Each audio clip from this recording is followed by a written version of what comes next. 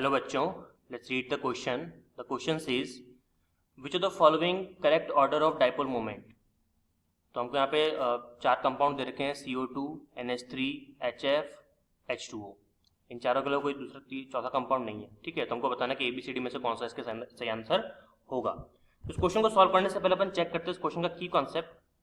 तो इस क्वेश्चन के लिए जो हमारे पास में की कॉन्सेप्ट होने वाला है that will be dipole moment. Dipole moment. तो थोड़ा सा अपन एक बार डाइपोल मोमेंट के बारे में देख लेते हैं, उसके बाद में इस क्वेश्चन को सॉल्व करेंगे, है ना, और सही आंसर लाने की कोशिश करेंगे.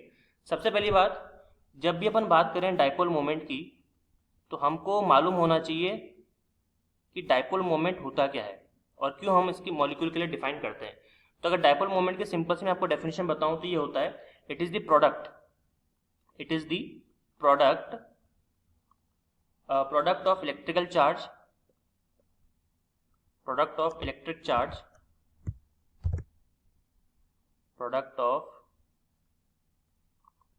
Charge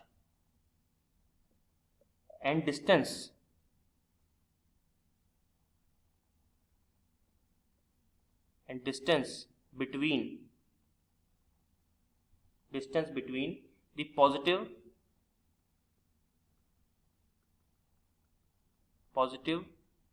and negative species present in the molecule.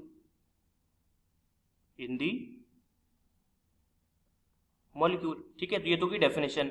अगर छोटी सी बात मैं आपको बताऊं कि डाइपोल मोमेंट का मतलब ये होता है कि आपको जो भी मॉलिक्यूल दिया जा रहा है उस मॉलिक्यूल में चार्जेस अवेलेबल है कि नहीं, जिसको अपन पॉजिटिव नेगेटिव चार्ज बोलते हैं, मतलब आपके आयंस अवेलेबल है कि नहीं, और उनके बीच में डिस्टेंस का रेशियो क्या है. मतलब वी कैन से दैट कि जिस भी मॉलिक्यूल के अंदर चार्जेस प्रेजेंट होंगे उसके अंदर अपन डाइपोल मोमेंट आराम से निकाल सकते हैं. और डाइपोल मोमेंट जो होता है एक वेक्टर क्वांटिटी होती है, ये आपको मालूम है, it is a vector quantity.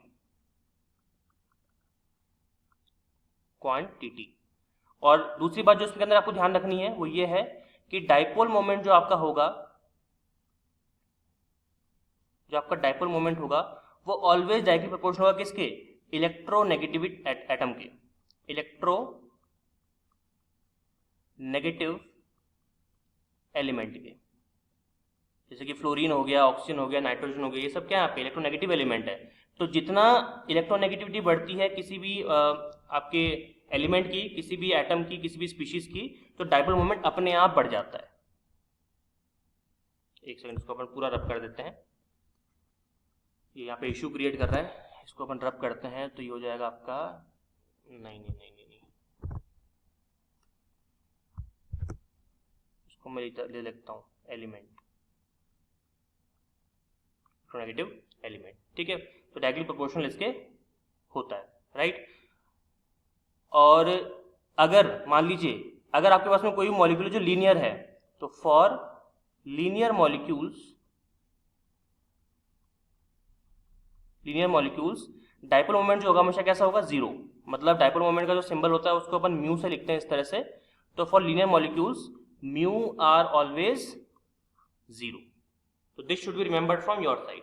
Okay, चलिए तो आगे बढ़ते हैं. अब जो भी हमको कंपाउंड दे रखा है उसको अपन थोड़ा सा स्टडी करते हैं और देखते हैं कि हम आंसर निकाल पाते हैं कि नहीं. देखिए, तो हम इन चारों का पहले स्ट्रक्चर ड्रॉ कर लेते हैं जिससे हमको काफ़ी ज़्यादा हेल्प मिलेगी.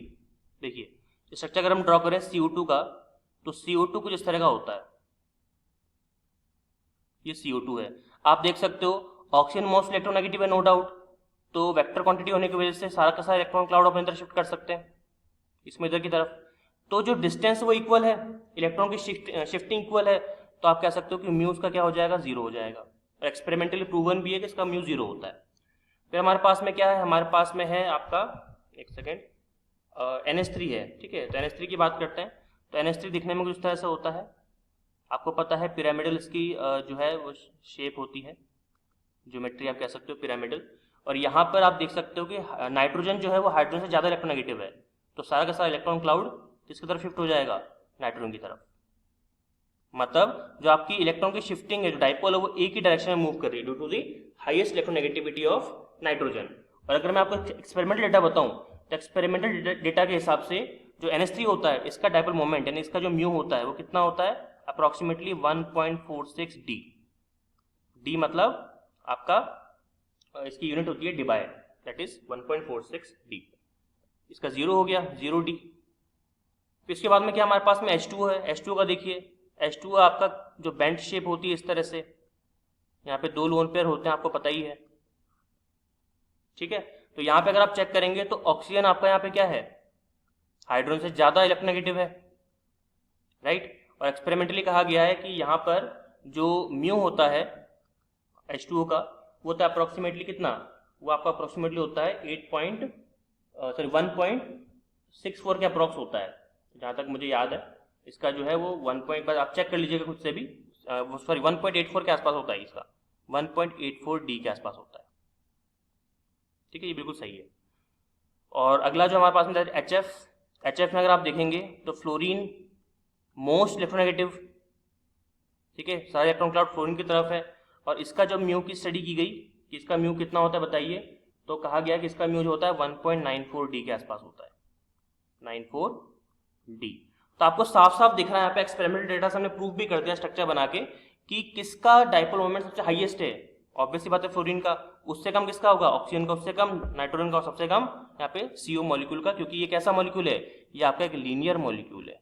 और लीनियर का हमने जस्ट अभी पढ़ा कैसा होता है, बताइए, हमेशा इसका 0 होता है, राइट। तो बताइए सही ऑप्शन क्या हो जाएगा हमारा, सही ऑप्शन हमारे पास में हो जाएगा option number C. Option number C हो जाएगा, क्यों, क्योंकि फ्लोरीन का जो इलेक्ट्रोनेगेटिविटी होती है वो हाईएस्ट होती है, उसके बाद में ऑक्सीजन, उसके बाद में नाइट्रोजन, और सबसे जो लीनियर मॉलिक्यूल है CO2।